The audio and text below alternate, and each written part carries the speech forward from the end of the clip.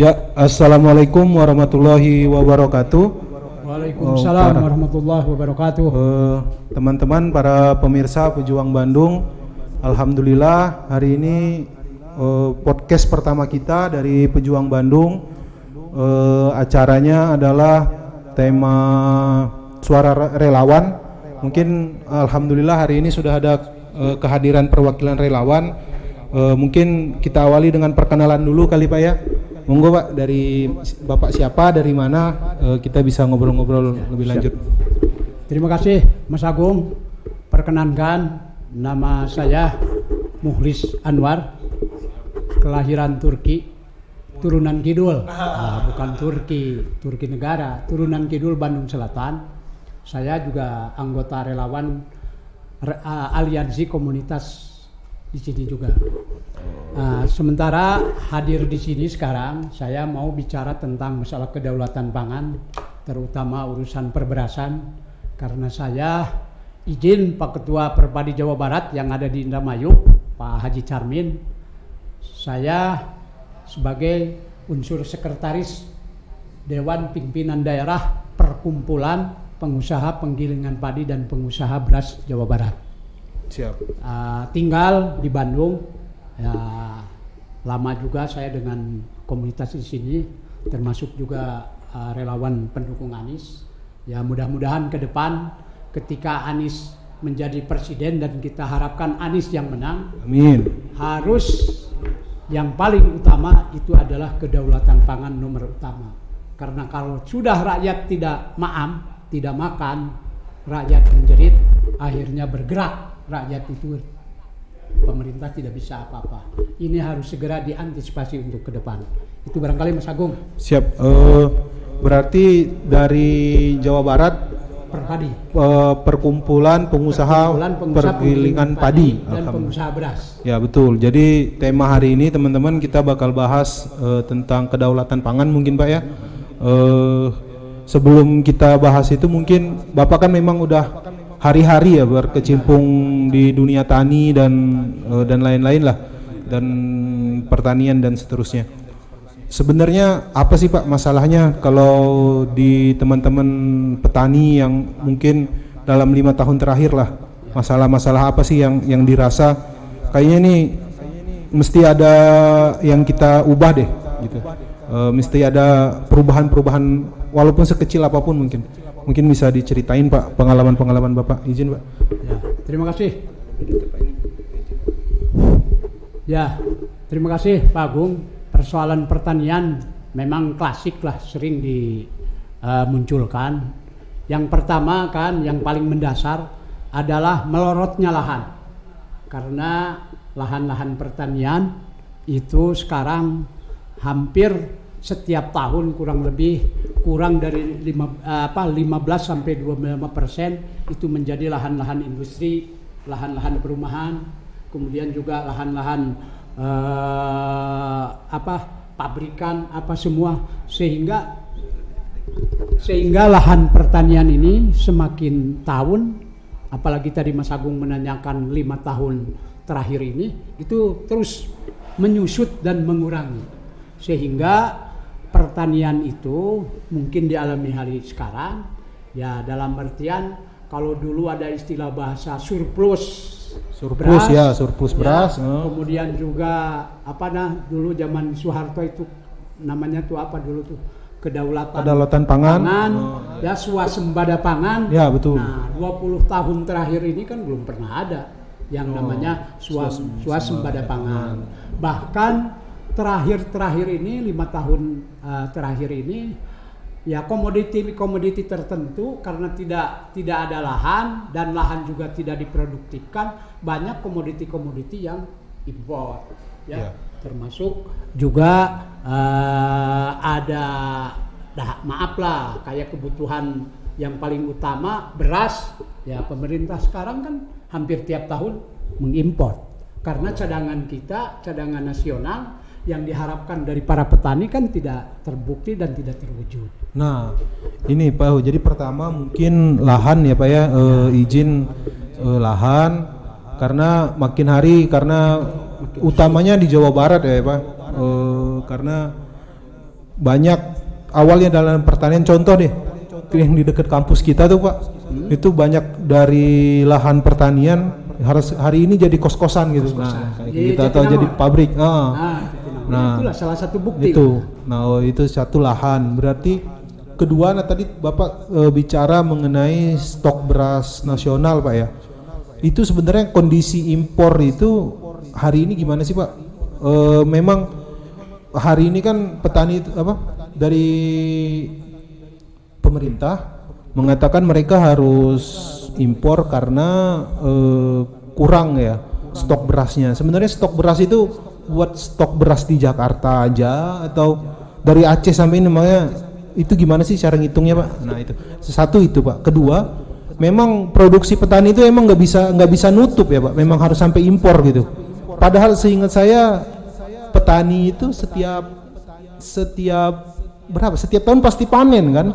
Nah itu gimana Pak mungkin Pak? Ya begini, kalau bicara pemerintah itu kan, kalau bicara pemerintah berarti kan dari Sabang sampai Merauke, bukan hanya Jawa Barat saja. Ya kenapa itu harus dilakukan import? Karena bicara tentang cadangan beras nasional.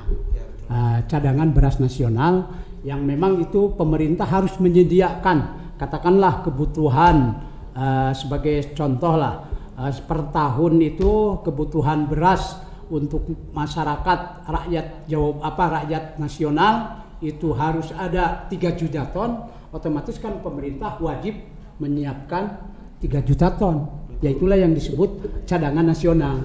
Nah sementara kalau sekarang pemerintah tidak bisa menyiapkan yang tadinya mengharapkan itu beras petani, beras daripada hasil pertanian kita, kondisinya kan tadi, satu penyebabnya lahannya juga semakin kurang, kedua juga tingkat produksi pertanian itu ya kurang bagus lah, beda dengan di negara-negara yang sekarang kita berasnya import, katakanlah dari Vietnam, dari Thailand, dari India. Kualitas ya Pak? Dari Cina, bukan, dari faktor produksi. Oh tapi kualitas produksi. Kualitas sama?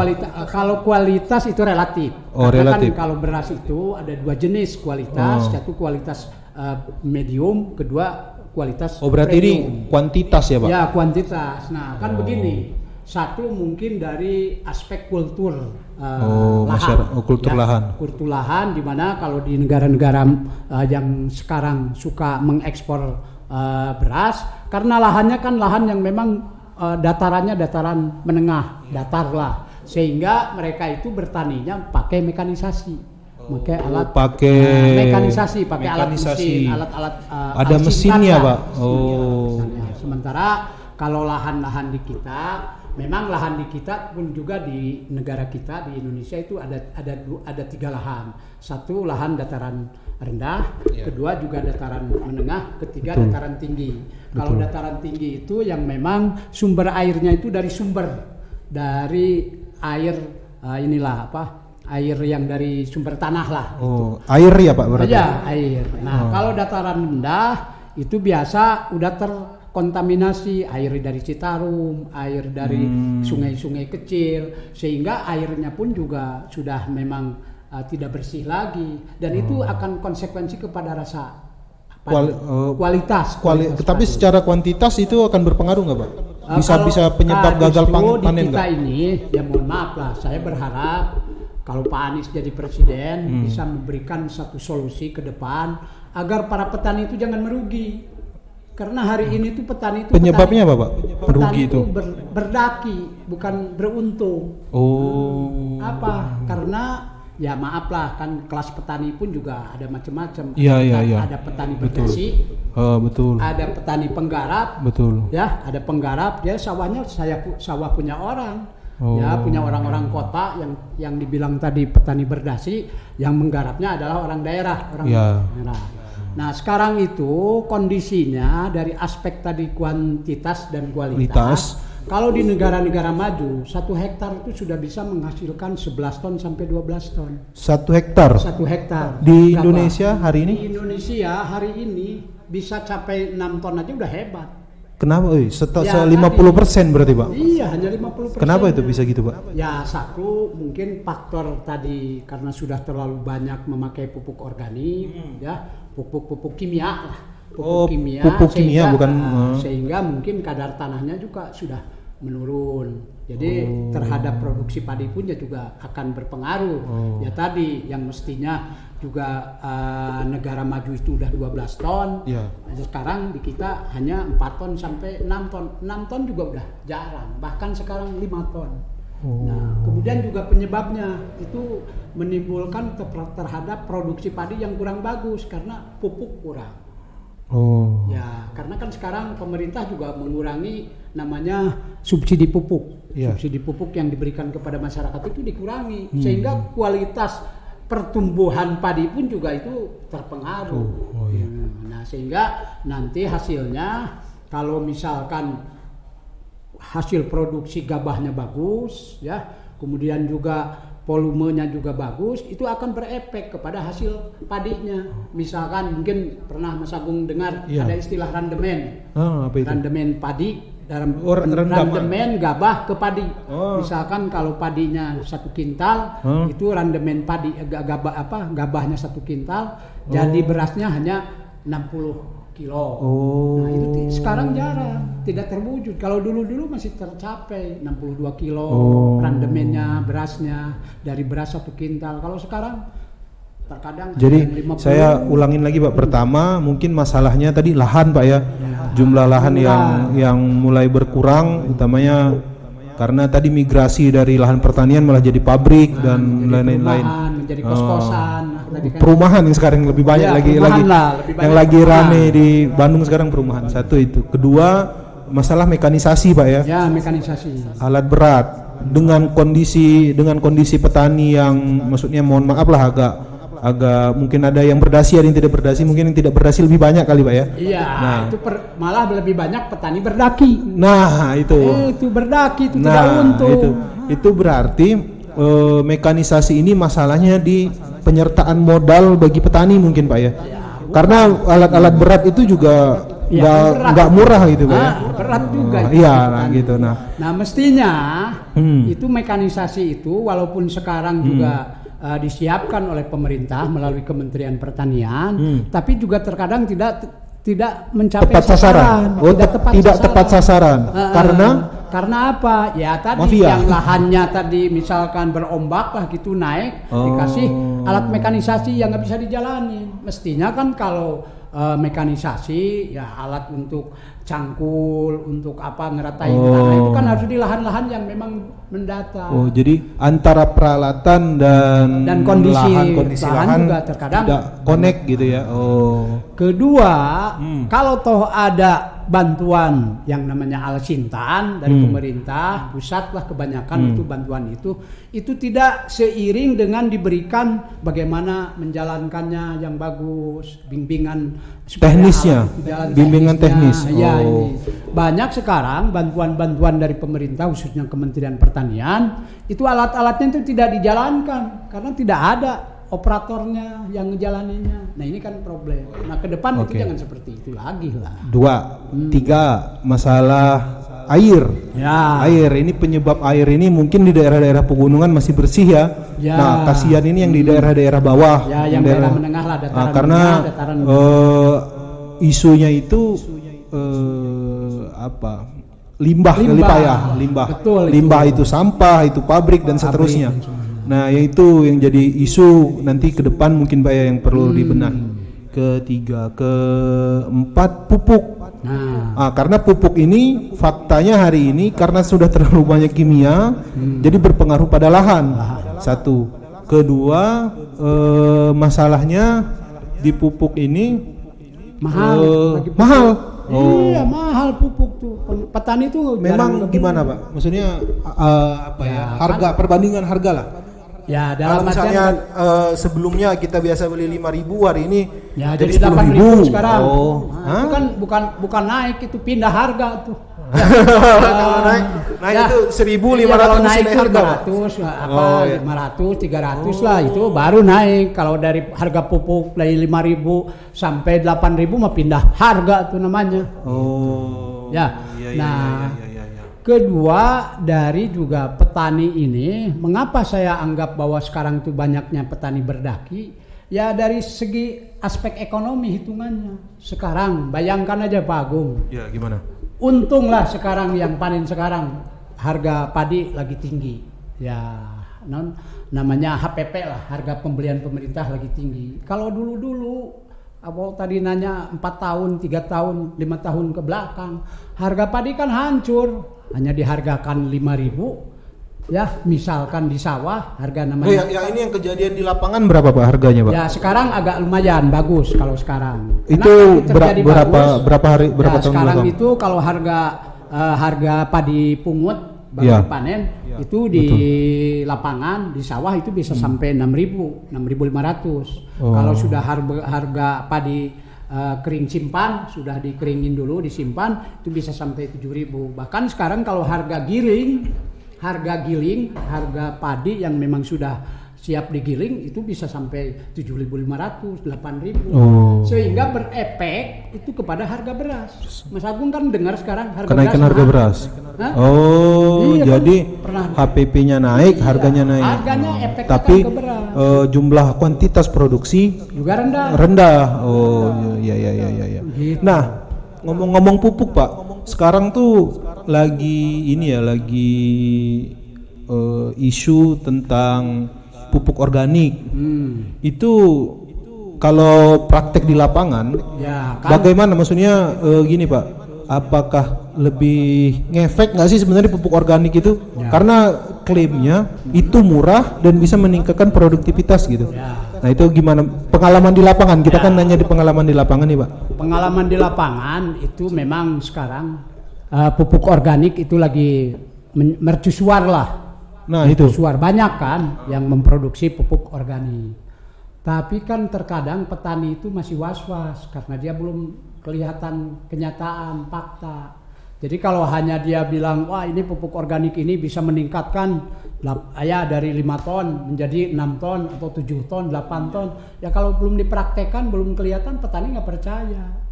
Dan sekarang itu kultur di para petani itu masih percaya terhadap pupuk kimia. Nah, Penyuluhan. Tapi kalau masih real percaya lebih ini kepada pupuk itu kimia. di petaninya. Iya petaninya. Nah sekarang Tapi kalau misalkan dari hasil pertanian itu ngefek nggak Pak? ya ada juga yang memang sudah melakukan itu ngefek ada. Paling tidak efeknya kalau memang memakai pupuk organik itu kan dari kualitas padinya. Lebih rasa baik padinya. atau enggak? Lebih baik. Kalau Mahal atau murah Pak? Kalau pupuknya sih murah. Organik kan kan pupuk organik itu lebih murah dibanding pupuk kimia. Hanya kan lebih bagus di lapangan itu juga dicampur juga dengan pupuk benar asli, pupuk kandang lah. Ya, pakai kandang tuh misalkan dari kotoran domba, iya sapi, kotoran apa itu nggak cukup kalau hanya pupuk yang memang di inilah gitu. Oh, jadi dicampur juga masih di lapangan. Iya, dalam artian pupuk organik pun juga karena kurang juga menyampaikan informasinya yang lengkap kepada para petani. Betul. Kemudian juga penyuluh juga jarang karena kalau penyuluh kan lebih kepada menjalankan program yang ditugaskan oleh pemerintah tadi pupuk kimia yang mereka berikan kepada para petani yang dibilang adalah pupuk subsidi. Ya, betul. Nah, terakhir Pak, mungkin soal food estate ya Pak ya. Bapak kan memang pelaku petani di lapangan Pak ya. Ada nggak dampaknya food estate? Maksudnya Bapak tahu nggak food estate itu apa dan ada dampaknya nggak? Ya, kan. Karena dilihatnya kayaknya saya lihat fokusnya di bawang gitu-gitu Pak ya, bukan di beras ya Pak. Ya. Nah, gimana menurut pendapat Bapak memang pelaku lapangan gitu? Ya, pernah diundang oleh Kementerian Pertanian. Itu mau bikin food estate di mana satu lokasi pertanian sawah itu 50 hektar katakanlah, sehingga tadi berharap dengan program itu tadi kualitasnya sama, hasilnya sama, ya Hasilnya lebih banyak. Ya lebih banyak, dengan pupuknya juga pupuk kekinian. Jadi pupuk kekinian itu adalah pupuk yang bukan dari subsidi, tapi pupuk yang memang kekinian tuh harganya sudah harga pasar lah.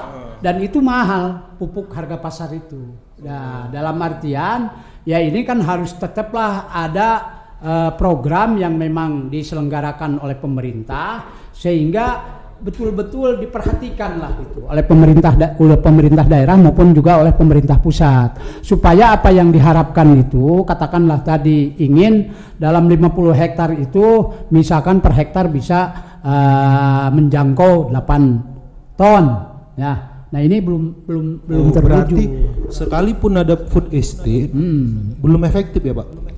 Belum efektif dan masih jarang itu.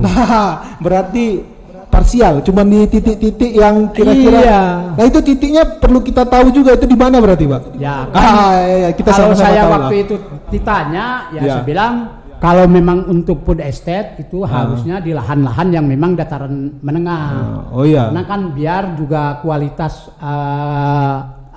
sawahnya, lahannya juga bagus. Apalagi ditambah dengan pupuk lah yang memang memenuhi lah sesuai dengan standar. Berarti program ada, cuman belum efektif. Belum efektif. Saya Nggak belum tahu dengar kita. ada food estate yang memang berhasil, katakanlah misalkan 1 hektar tanaman padi bisa menghasilkan 8 ton. Ya. Gitu. Jadi memang betul tadi kata Pak Agung, itu banyak ada food estate yang tertentu misalkan untuk bawang merah. betul. Nah, bawang merah itu biasa itu diselenggarakan di daerah Cirebon, Majalengka dan kesananya ke daerah Brebes. Itu ada karena memang itu di lahan-lahan sawah, tapi mereka tanam bawang merah lah. Karena kan terkenal lah, Mas Agung sering dengar kan ada bawang Brebes. Nah, tapi sebetulnya di daerah Jawa Barat pun juga ada yang ditanam itu, yaitu di daerah Majalengka, daerah Cirebon, sama sekitaran itulah, Kuningan apalah gitu. Kalau padi belum ya, ini. belum. Walaupun Padahal kebutuhan itu tinggi ya Pak akan padi. Bukan itu yang di concern malah. Kan kebutuhan ya maaf lah. Penduduk Indonesia ini kan sudah hampir 170 juta. 270 Pak 270 mohon maaf. 270 ya. Sementara kan anggaplah kalau lihat dari hitungan yang sudah dewasa, yang sudah memakan nasi kan hampir 170-an kan? Betul. Ya, betul. 170 jutaan. Ya, berarti betul. Kan tinggal dikalikan aja 170 juta kali kebutuhan per hari, berapa kebutuhan beras. Okay. Jadi saya coba rekap lagi Pak. Satu ke lahan. Lahan udah mulai mengecil. Kedua permasalahan mekanik, mekanikal. Ya karena mahal. Mahal buruh. Buruh tani itu mahal sekarang. Dan udah susah. Buruh tani dan alat mekaniknya juga mahal ya. Kalau alat mekanik mah sebetulnya sih udah nanti saya ini dulu. Buruh taninya mahal, alat mekaniknya mahal. Ketiga masalah air. Air yang terkontaminasi. Nah, ini yang perlu dijaga juga mungkin oleh pihak-pihak terkait, Pak. Keempat, pupuk. Pupuk ini dari kalau misalnya mau pakai pupuk kimia harganya mahal. Satu. Kedua, dari pupuk organik jumlahnya sedikit. Jadi serba salah nih petani mau yang mana gitu kan. Maksudnya belum ada intensif dari pemerintah mungkin Pak ya buat menangani masalah pupuk ini. Dan terakhir mungkin concernnya aja Pak ya, concern dari pemerintah nih gimana nih ke depannya mungkin ya. Ada kebutuhan makan, kebutuhan beras, tapi kok malah impor gitu Pak ya. Bukan memberdayakan petani yang misalnya dikasih penyuluh, dikasih pelatihan dan seterusnya kali gitu Pak ya. Ini coba saya rangkum sedikit Pak ya. Mungkin terakhir Bapak, harapan Bapak dari Pak Anies, mungkin kalau besok-besok Pak Anies jadi RI 1 katakanlah, apa nih harapan Bapak sebagai petani Jawa Barat untuk beliau? Silakan Pak. Di ini Pak. Ya, saya agak dideketin Pak. Ya, harapan saya mendoakan juga Pak Anies untuk jadi presiden di 2004 ke depan. 2024 sampai 2029 berarti ya. Amin. Nah, itu menjadi perhatian utama itu bagi para petani. Karena petani ini selama ini 5 tahun terakhir itu banyak petani berdaki ketimbang petani beruntung. Secara logika, kalau orang bertani bukan karena menjadi profesi, karena pekerjaan sehari-hari aja. Karena dia ada lahan, kemudian juga tidak ada garapan lain, ya sayang kalau tidak di lahan, sehingga jadi petani. Tapi kalau dihitung secara ekonomi, lebih besar pekerja di pabrik ketimbang jadi petani. Itu real, itu di lapangan. Jadi Pak Anies, mohon ke depan ini petani harus diperhatikan, karena petani ini adalah masyarakat Indonesia yang paling banyak. Ya, bayangkan aja, kebanyakan penduduk Indonesia yang ada di desa-desa itu adalah mayoritas petani. Walaupun hari ini sampai hari ini petani itu belum merasa bahagia dan belum merasa bangga menjadi petani. Nah, ke depan ketika Pak Anies menjadi presiden, saya juga siap menjadi petani, ya pedagang. Ya saya bertani, saya berdagang. Dan kalau saya misalkan dari petaninya untung, kemudian juga saya lakukan dagang, ya saya akan bangga kalau memang untungnya banyak. Nah, ini yang memang belum terjadi di masa pemerintahan terakhir 5 tahun atau 10 tahun ke belakang. Jadi petani belum menjadi kebanggaan. Bahkan sekarang itu para petani itu malah sering murung. Murungnya apa? Karena pupuk tidak ada, yang tadinya ada pupuk subsidi, sekarang pupuk subsidi dikurangi. Kemudian juga harga pupuk sering dinaikkan, padahal kan yang memproduksi pupuk itu adalah BUMN. Ya ada itu yang di yang di Cikampek, ada pupuk Kujang, ada pupuk apa yang di Jawa Timur, ada pabrik pupuk yang di Aceh. Tapi kok kenapa nyampe para petani itu jadi pupuk itu mahal? Apa sih yang menjadi penyebabnya? Padahal yang memproduksi adalah negara, BUMN. Ya saya harapkan ke depan kalau Pak Anies jadi presiden, pupuk itu harus terjangkau oleh para petani dan juga mempengaruhi terhadap hasil tani, yaitu produksinya itu bisa sesuai dengan harapan. Kalau sekarang masih dalam dalam satu hektar sawah, lahan sawah hanya bisa mencapai 5 ton atau 6 ton, ke depan itu bagaimana caranya para petani dari 1 hektar sawah bisa mencapai 8 ton sampai 12 ton seperti para petani yang ada di tetangga kita, negara Malaysia, yang ada di Vietnam, Thailand, termasuk juga mungkin di negara yang jauh, India, Cina, itu sudah bisa mencapai 12 ton. Ini barangkali ke depan menjadi tantangan dan menjadi PR buat Pak Anies kalau sudah menjadi Presiden Republik Indonesia yang kita banggakan. Amin, amin, amin, insya Allah. Jadi tadi terima kasih kepada teman-teman dari Pak Muhlis Anwar dari Perpadi, Persatuan Pengusaha Penggilingan Padi dan Beras. Alhamdulillah, mungkin begitu saja teman-teman podcast kita pada volume 1 ini. Baru dimulai sudah ada petani. Wah, ini kalau kata Soekarno itu singkatan petani itu pertahanan terakhir negara Republik Indonesia. Jadi kita mulai podcast ini dengan pertahanan pertama negara Republik Indonesia. Terima kasih kawan-kawan. Billahi taufiq wal hidayah. Assalamualaikum warahmatullahi wabarakatuh. Terima kasih Pak Bung. Sukses selalu ini. Thank you.